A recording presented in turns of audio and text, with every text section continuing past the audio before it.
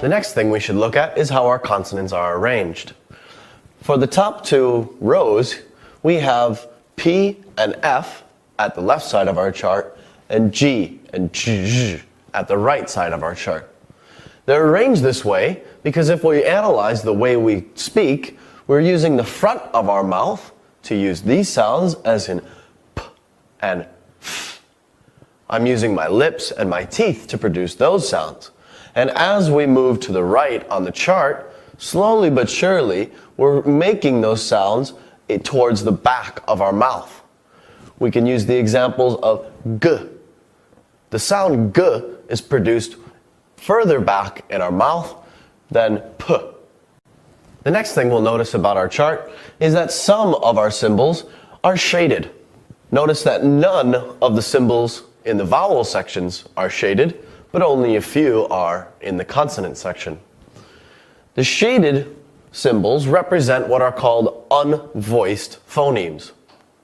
An unvoiced phoneme doesn't require any vibration in our vocal cords in order to be made.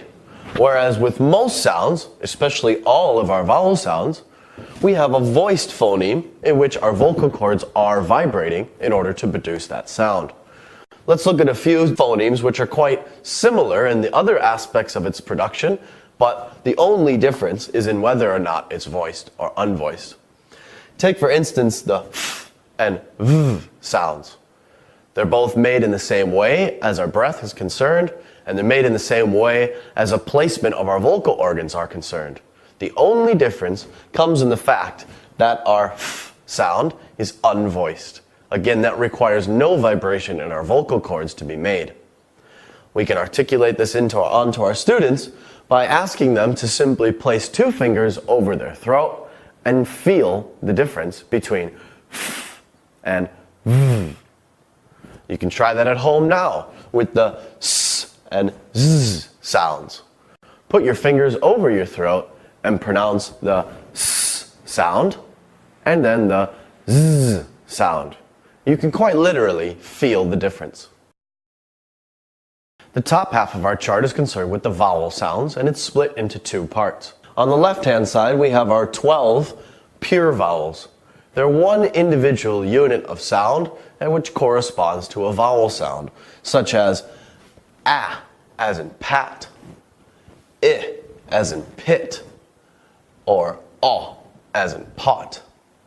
Within the pure vowels, we have what are called long vowel sounds. They tend to be said for a bit longer than the rest of the pure vowels, and we can tell our long vowels by the presence of a colon to the right of each phoneme.